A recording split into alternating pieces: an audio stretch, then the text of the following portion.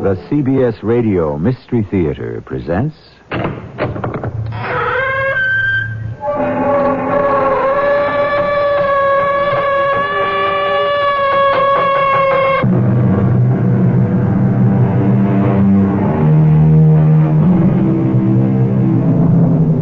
Come in. Welcome. I'm E.G. Marshall. From time to time, we come across a story so unexplainable, so incredible, that we just cannot pass it by. So today, no mystery to challenge your powers of deduction, for there is no rational explanation of what happened.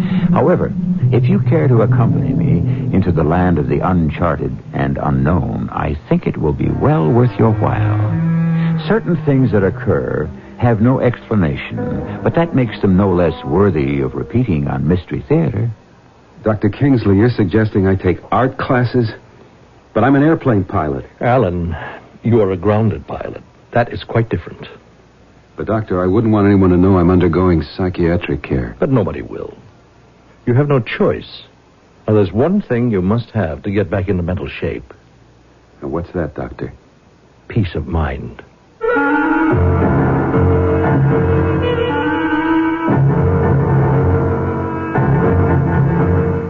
Our mystery drama, Second Sight, was written especially for the Mystery Theater by James Agate Jr. and stars Michael Tolan. I'll be back shortly with Act One. When you're traveling across our country, there's a sign you're gonna see. Looks like a big yellow sun. It's the sign of quality.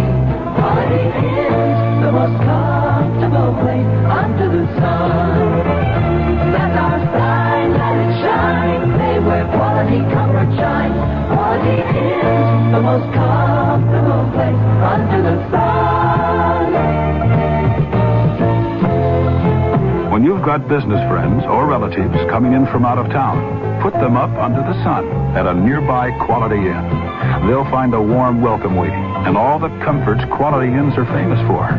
Make an out-of-towner feel right at home. Call your local Quality Inn or call us toll-free for reservations at the most comfortable place under the sun. Quality is the most comfortable place under the sun. Quality is.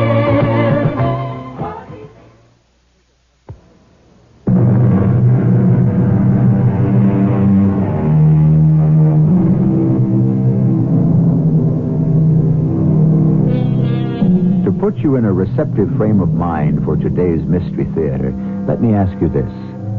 Suppose you looked into the mirror but didn't see your own reflection. Or suppose you opened a newspaper and there was your own obituary.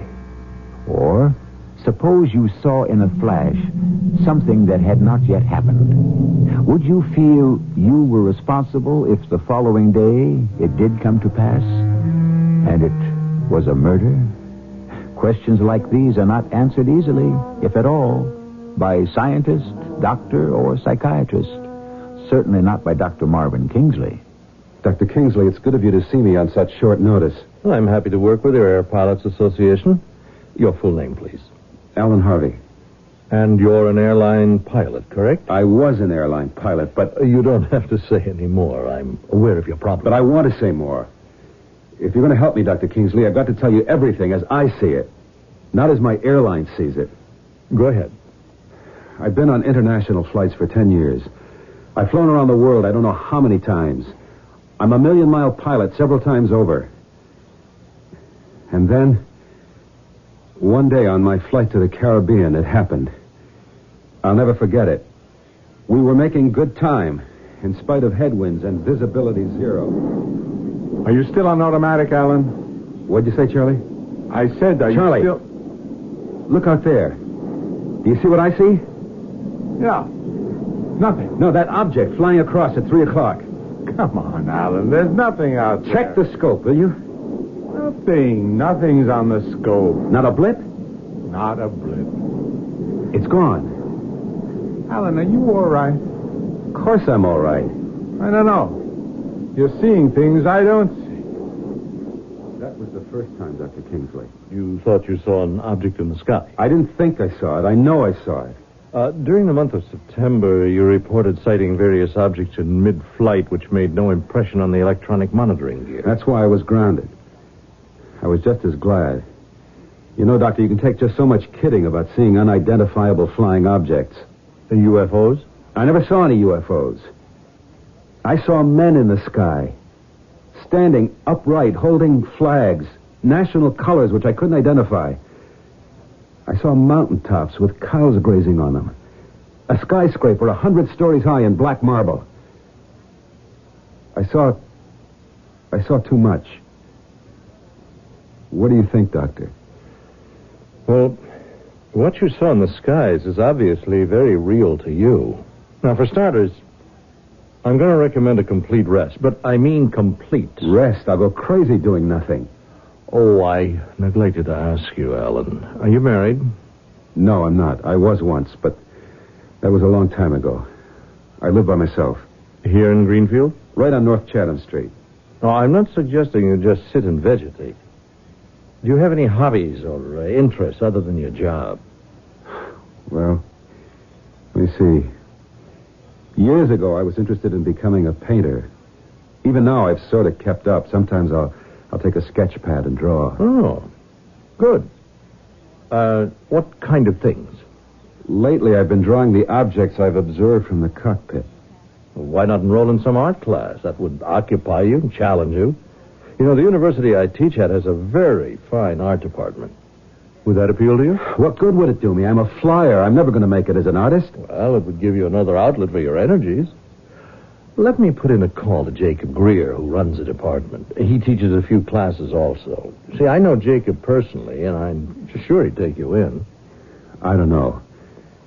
How long should I do it? Well, let's not set any limits for the present. See, there's one thing you need more than anything else, and perhaps drawing in a class with other people will help you achieve it. What one thing? What do I need? Peace of mind, Alan.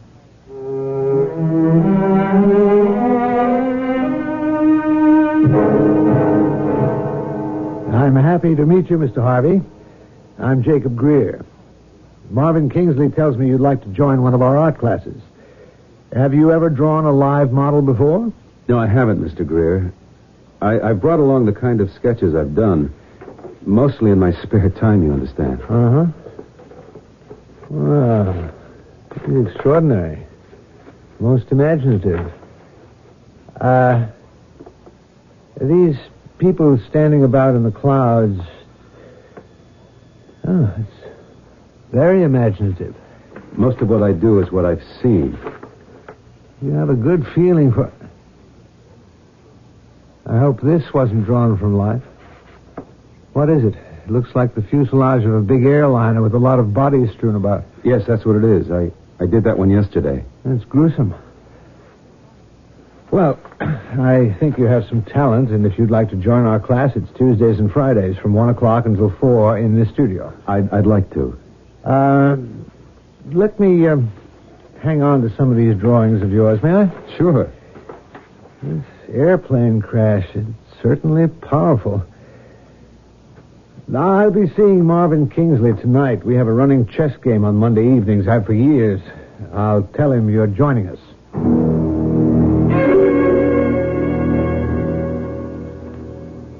Checkmate, Marvin, old boy. I saw it coming, Jacob. You know, you're going to qualify as a grandmaster one of these days. You're off your game. I know you, Marv. Yeah, you're right. I wasn't concentrating.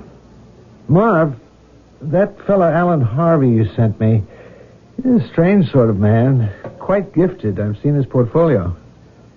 Have you known him for long? Well, as a matter of fact, I haven't. See, he came to me because he was having some problems in relaxing. Oh, I didn't ask you what his problem was. You know, I don't discuss my patients, Jacob. Let's say he may have some guilt, and I prescribed your art course as a vacation from those guilts. Well, I'll say this, he has a lot of talent. There was one drawing he showed me that... Hey, do you mind if I turn this set? I'd like to catch the evening news. No, I'll go make us some coffee. Oh, I forgot to get cream, darn it. Don't worry, I can take it black. A jet airliner carrying 200 people crashed into a corporate plane at 6 o'clock tonight after traffic controllers radioed conflicting instructions. This is the scene behind me. One of the worst air disasters to strike this area in the history of aviation. According to... What is it? What happened? Oh, something with the TV set. They've still got the picture, but there's no sound. Do you see that shot of the field? Wait, it can't be. Good Lord. Oh, no. Turn it off if it upsets you. It's all those bodies. No, that's not what I mean. Turn it off. No, they'll get the sound back in a minute. They still got the picture. Turn it off, please. Okay. I want to show you something. Here. This is one of the drawings your Alan Harvey left with me.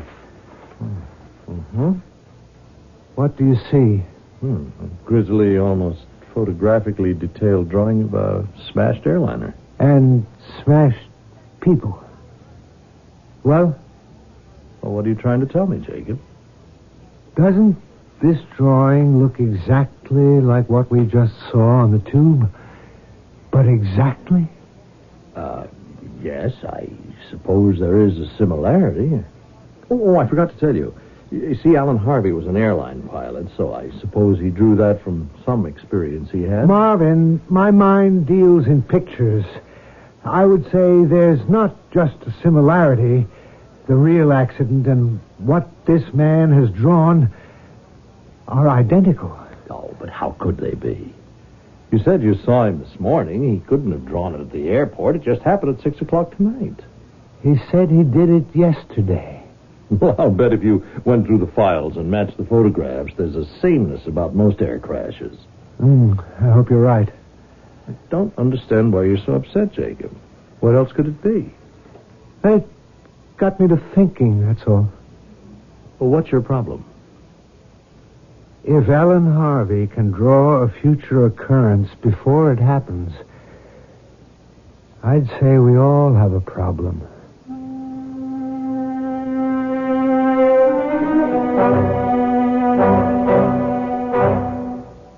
We welcome today a new member to our life class, Alan Harvey. Miss Johnson, we'll have 2 minutes of warm-up poses, and then we'll begin the longer poses. Arthur, why don't you put your easel beside Alan so that if there's anything he doesn't know, you can fill him in?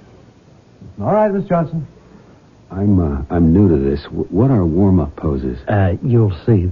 Those will be action poses Miss Johnson does up there. You know, poses that no model could hold very long. That one, see? One leg up and hand extended, sort of like a dance pose. I'm supposed to draw that? What's she doing? You certainly are, Alan. That's it. Use your charcoal. Fine. Good. Just a few action lines. Alan, that's very good. Contour is excellent. Fine. I What like did he that. say your name was? Arthur Really Lewis. excellent. I'm Alan Harvey. Say, you're not bad. That's good. How can she hold that pose? Leaning over, one hand way down and the other way up. Because Miss Johnson is a professional model, Alan. Now, suppose we have less talk and more drawing, okay? Good. Yeah. Just a couple of contour lines, Alan. We're not projecting the model's complete form. You mind if I stand behind you, Alan? Oh, no. No, not at all, Professor Greer. Wait a minute. Let me see that one you just turned over. Oh, it's nothing, really. I didn't even know what I was drawing. Alan, one of the things you've got to learn about our work is no one can afford to be shy or modest.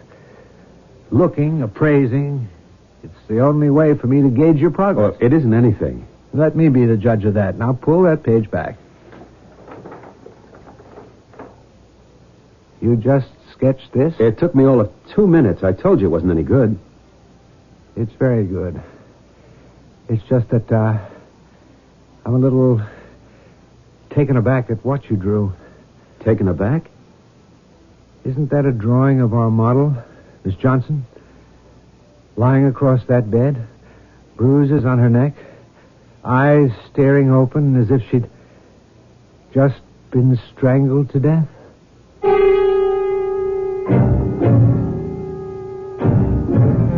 I warned you, didn't I? This would be a story hard to explain.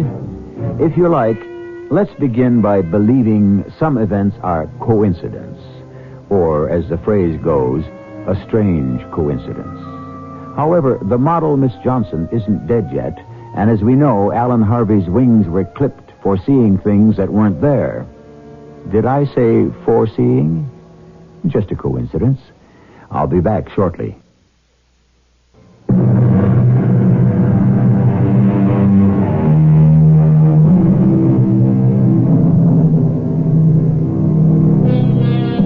Do you remember the old story of the three blind men who were asked to describe an elephant? One felt the big wide body and said, "It's a wall of leather." The second put his arms around one of the animal's legs and said, "It's the trunk of a tree." And the third blind man felt the elephant's tail and said, "It's a snake." All were mistaken, for none could really see the elephant.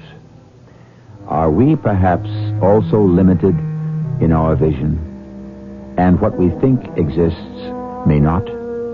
Is Alan Harvey able to see what really is with a special second sight that is not ours? I'll be frank with you. It disturbed me to discover I'd been drawing our model, Miss Johnson, as a victim of a murder. I'd never given it a second look. The truth is, I didn't even remember drawing it. Professor Greer kept looking at what I'd done with this horrified expression. So I was pretty shaken when I came back to class on Friday and set up my easel next to Arthur Lewis. Ladies and gentlemen, today Miss Johnson will skip the warm-up poses. The pose she will now assume will be the one held for the entire session. 20-minute poses in the first hour and a half with the usual 5-minute rest periods. All right, any questions? Yes, Professor Greer? Miss Johnson? It's a little chilly in the studio this morning. Could I have a heater placed near me? Of course. Arthur, would you be good enough to get the electric heater out of my office? Can't afford to have our Miss Johnson catch cold. My progress that day was as halting as the first days had been speedy. I didn't know what to make of it. Miss Johnson was the model as before, but somehow I could not get her down on paper. For the first time since I'd begun the classes, I was relieved when Jacob Greer pointed to the clock. That'll be all for today. Class dismissed. Oh, Alan, would you stay on a bit? Yes, Professor Greer? I noticed you're having a little trouble today. Some of those lines just not forceful enough. I was aware of that, too. Something seems to be holding me up now. May I have a look at what you've been doing? Of course.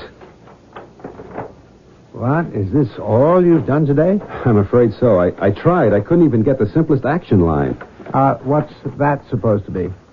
Where? In the corner of that page. A table set for two people at the... I know where that is. Yes, it is. That's the Chinese restaurant right here in town. I hope by next Tuesday you'll be taking a more serious approach to your work. I am serious, Professor Greer. I just don't seem to be able to concentrate on what I see. What's in my mind's eye is so much clearer to me than what's in front of my real eye.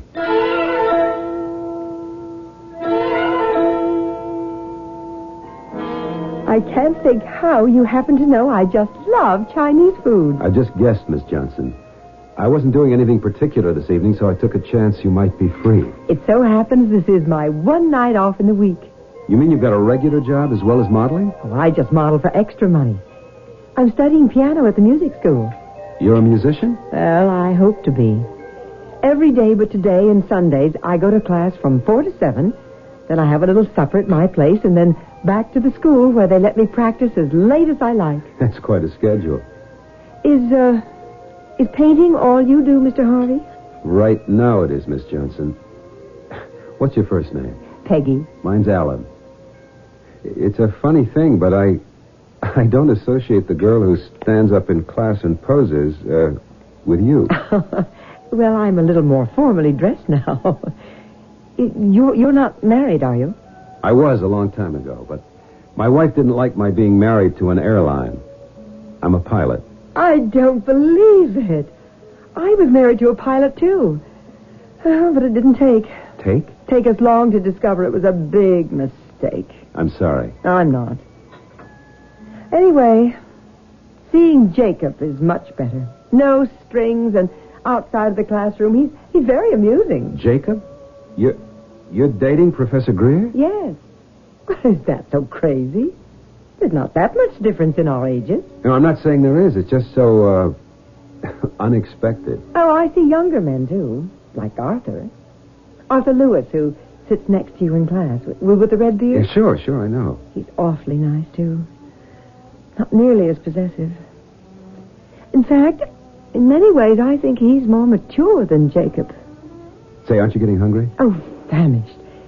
I tell you what. You order from column A, and I'll order from column B. Ladies and gentlemen, it seems our Miss Johnson isn't going to be with us today, and Arthur has volunteered to model for us, so we shan't be losing any time. You all ready, Arthur? Ready when you are, J.G. All right, please begin. Now, I want you all to loosely suggest the action of the pose before you actually sketch the form.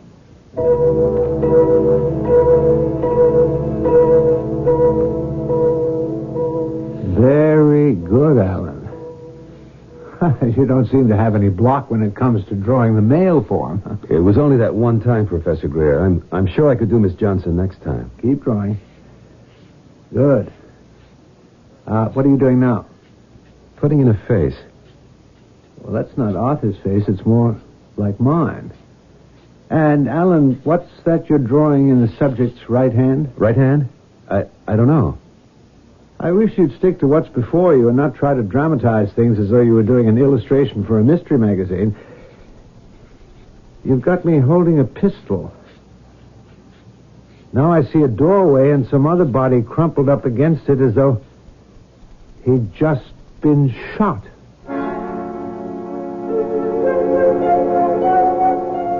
Dr. Kingsley, I really appreciate you seeing me on a Sunday. What I want to say is, how can I say it? I don't think these life classes are doing me any good. Well, why do you say that, Alan? I went nearly crazy yesterday, Saturday. I tried to get out of the house, take a walk, but I found myself always coming back to my drawing board. Well, I think that's a good sign. But it's not.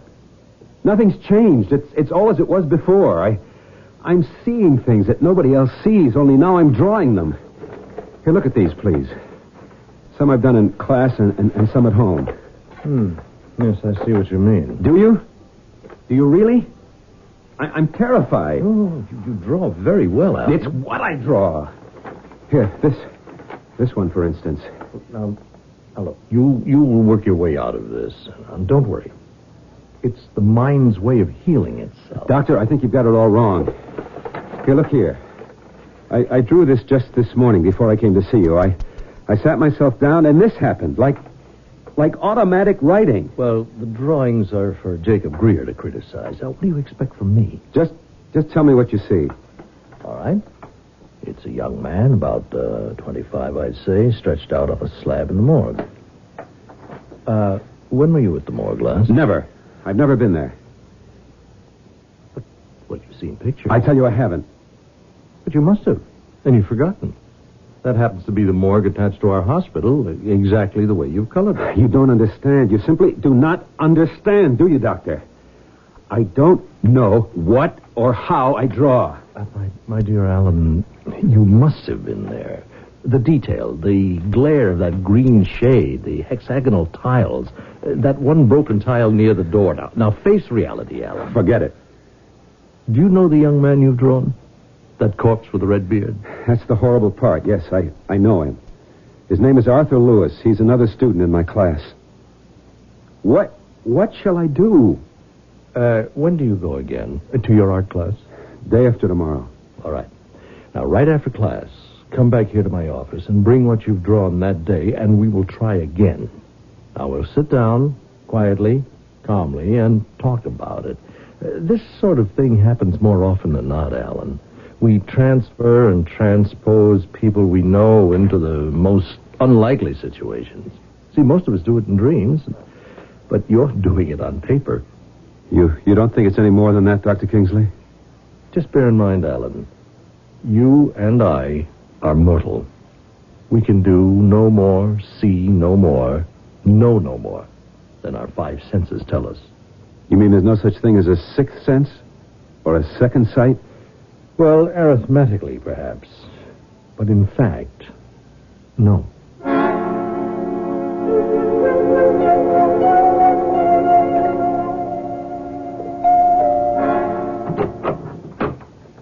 Marvin. Well, come in. What are you doing here in the afternoon? You haven't stopped in to see me on a Sunday for I don't know how long. Well, I hope this isn't a bad time for you, Jake. No, not at all. Only if I'd known. Well, you see, I have a standing date with a young lady Sunday evenings, but, well, that gives us an hour. Yes, well, I'll get right to the point. That young pilot I sent over to you, Alan Harvey, well, he came to see me today, and he brought some sketches. Oh, macabre, aren't they? But splendid.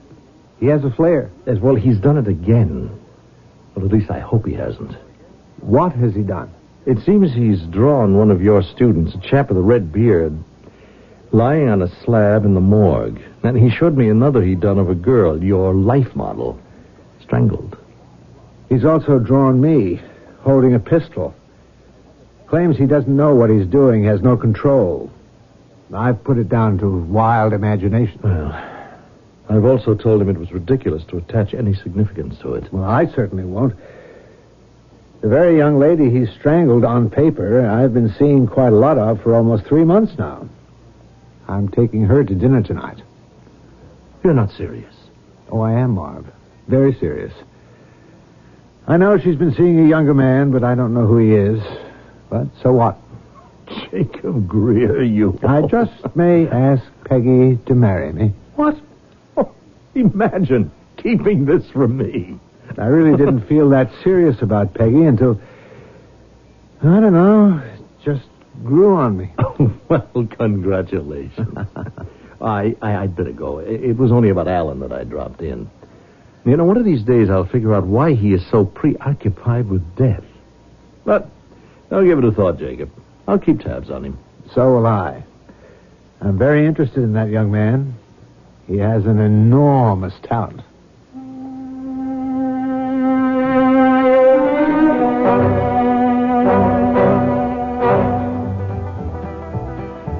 Alan, I feel so wicked, I can't begin to tell you. Why, Peggy? Half of America goes to the movies on a Sunday night and has a soda afterwards. Oh, it's not that I'm having a soda in a drugstore at 10 at night with a man I've only known for a few days. It's because I've stood up the two guys I usually date. Who, Jacob? And Arthur. I generally see Jacob for dinner Sunday nights. He gets me home about this time, and then half an hour later, Arthur stops by, and we go listen to music somewhere.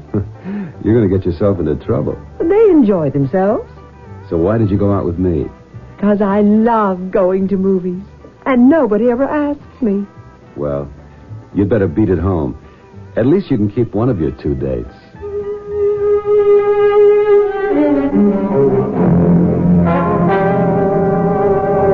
And that's our weather for tonight.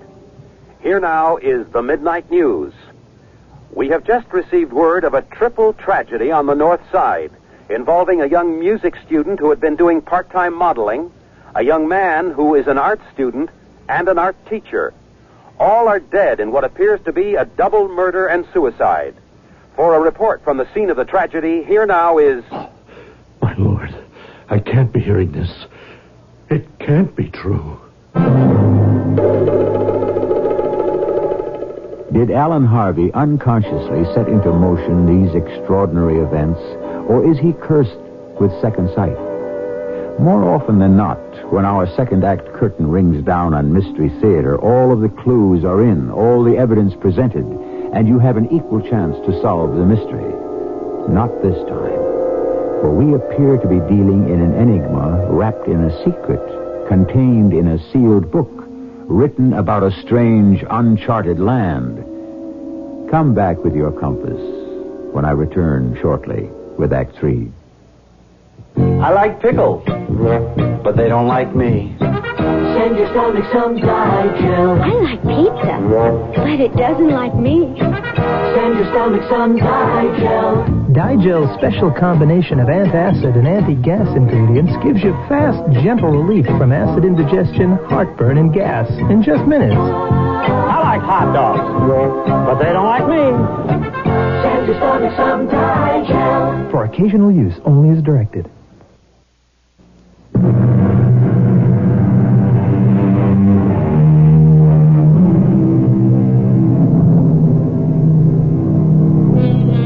Until I began to host Mystery Theater, I thought of myself as pretty realistic. I believed what I saw and drew conclusions from known facts. Well, I've come quite a ways since then, and now I suspect there's an awful lot to be said for the unknown. What we thought was impossible yesterday is possible today. Couldn't the same be true of tomorrow? In our world, anything can happen and probably will. It's that same evening. Fearfully, Dr. Marvin Kingsley keeps listening to the news. We repeat the first bulletin. Police are investigating 3 deaths on the north side in the apartment of a part-time model found strangled. Also dead, apparently shot, is a male art student and a male art teacher. The woman has been identified as Peggy Johnson and the young man as Arthur Lewis. The police have not yet released the name of the art teacher other than to say... It can't be. It can't be. Not him. Jacob, please. Be home. Oh, please, please, answer the phone. Please. Please.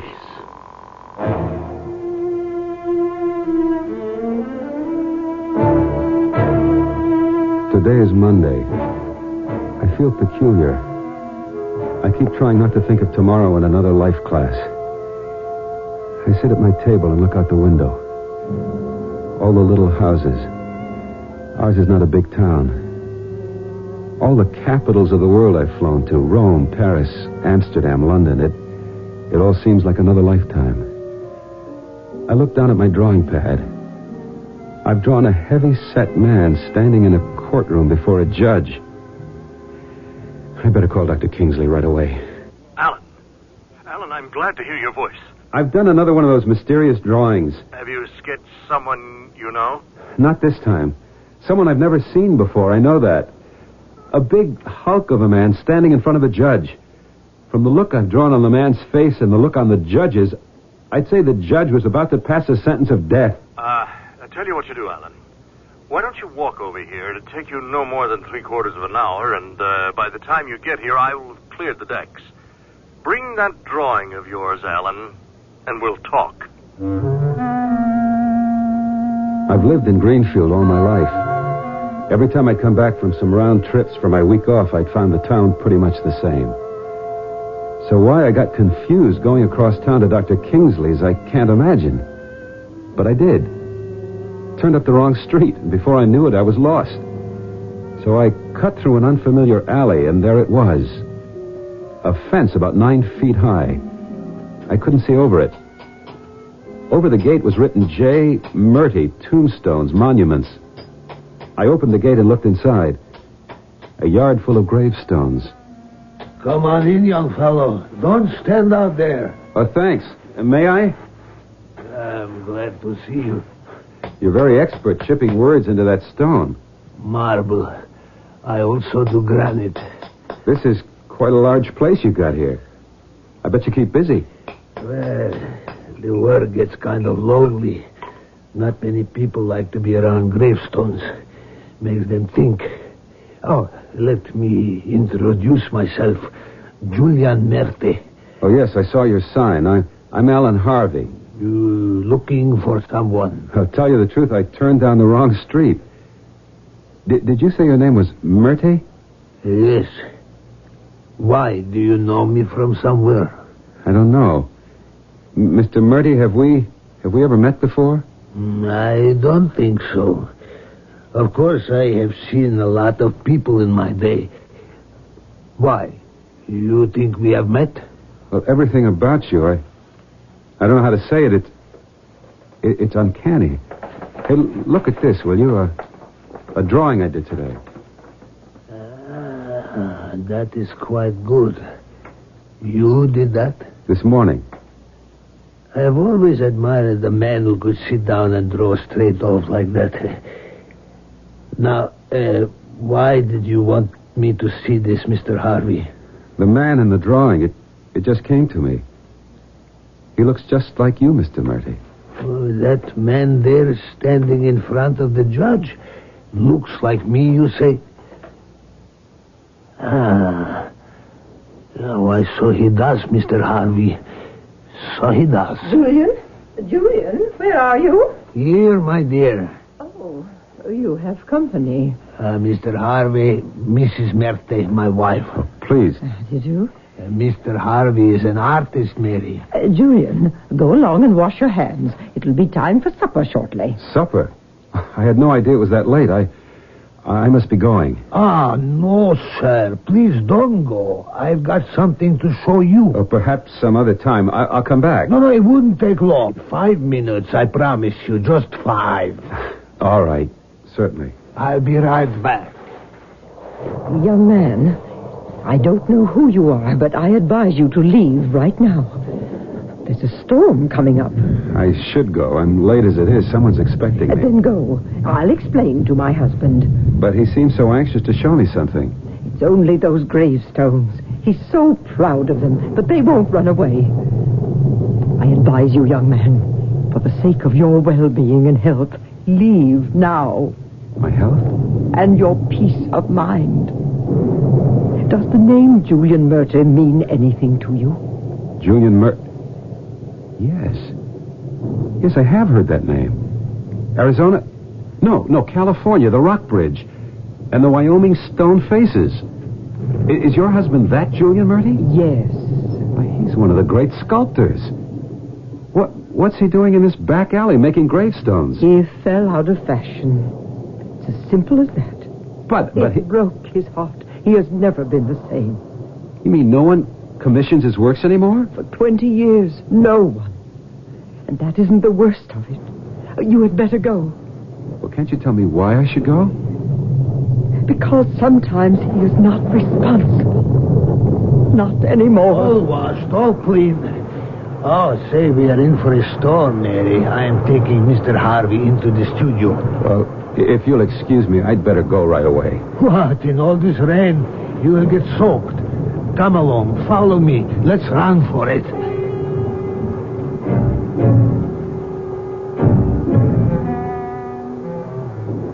This is quite a place. Never seen so many different kinds of gravestones. These are mostly samples to show people what they can have to commemorate their loved ones. I like to keep my epitaphs light-hearted. You do? On a gravestone? Yeah, what better place? After all, death is the ultimate joke, isn't it? I never thought about it that way. Well, you think about it. Think about it. This headstone here is the tallest I have done. It may be more to your liking. It's a sample which I completed only this morning. He flew high, he flew low. Now to heaven may his spirit go. Alan Harvey, requiescat in pace. That's my name. This is what I wanted to show you. My name? Well, you must believe me, Mr. Harvey. Pure coincidence. I don't know where the name come from. Just entered my head. But the date's under my name. The first one is exactly when I was born. Really? A further coincidence. And the date of death? Today. Well, I was just making it topical.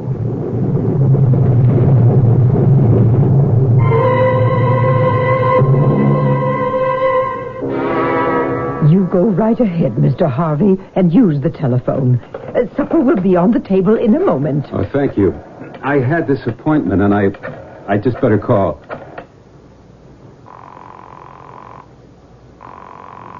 Hello. Hello, Dr. Kingsley. This is Alan Harvey. Oh, yes. I was wondering what happened to you. I got lost, believe it or not, and then it started to storm, so I'm staying with some people I met. I can't quite hear you, Alan. Can you speak louder? No, I can't. This man insisted I stay for supper. Are you all right, Alan? Alan? I hear you. Yes, I'm all right. I'll try and come by later, Dr. Kingsley. Goodbye. You know, I told you, Harvey, I don't get many visitors, especially people from the world of art. And that is why, after supper, I asked you back here in my studio. Mrs. Merte, funny thing, but she's not that interested in art. I really ought to be on my way. Ah, nonsense. I wouldn't hear of it. You know, when it rains like this and I can't go outside and work on the new stones, I'll spend an evening sharpening my chisels. And you see, I've got my grinding stone here. I put my foot on the treadle, give it a twist, and there she goes. A lot of these chisels are due for sharpening. If you will look under that table where you are sitting, Mr. Harvey, you will find some drawing paper. There are pencils and charcoal in a little box down there. Go, help yourself. I know what it is like to have thoughts and ideas just screaming to be put on paper. It's a compulsion. I wonder what time it is. Later than it was, but one always hopes not too late. I see you have begun to draw. Mr. Harvey, I cannot tell you what a pleasure it is to meet you at last. You were right about compulsion. I wish I could leave. Oh, I'm not keeping you. No, not you, Mr. Murty. What I'm sketching. The pencil, it won't stop. My hand has to keep following it. You have that problem, too. It's a shame that all your great works are now only tombstones. Great works. I was great once. And now nothing but a letterer and a numberer in stone. I wish you had not said that, Mr. Harvey. You are like all the rest. This is the sharpest I have ever honed a chisel. Do you know that, Mr. Harvey? We're all failures. That is why we die. I wish you would not keep saying that, Mr. Harvey. I am still sketching at this table. And Julian Merte keeps turning his grindstone. All I can hear is the whirring and buzzing of the wheel and the drumming of the rain. The air is close in this studio. I'm rooted to this chair, to what I'm drawing. It's almost finished now. I can see out of the corner of my eye Julian Merte sharpening his chisels and watching me. He's staring at me. Staring.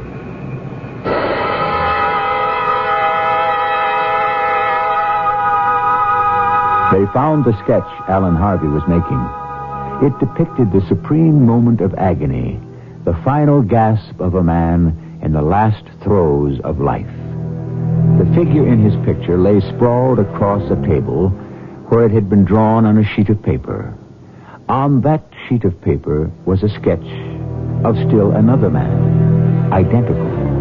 Then another picture within a picture. Each successive figure had been stabbed in the back with a long-bladed chisel embedded to the hilt. Killed exactly the way they found Alan Harvey himself. I'll return in a moment.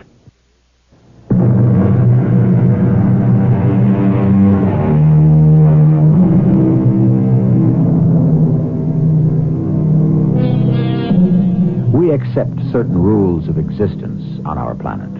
The pull of gravity, the rising sun and moon, that rain is wet and snow is cold. We feel wind, which we cannot see. You accept the sound of my voice, although you know I'm speaking from miles away. We accept from experience and habit. But There are other facts of life and death for which we have no explanation. Yet, can we disregard them? They, too, must be faced, and perhaps you, too, will experience them. All you need is a little second sight. Our cast included Michael Tolan, Joan Shea, Robert Dryden, and Earl Hammond. The entire production was under the direction of Hyman Brown. Mrs. E.G. Marshall inviting you to return to our Mystery Theater for another adventure in the macabre. Until next time, pleasant dreams.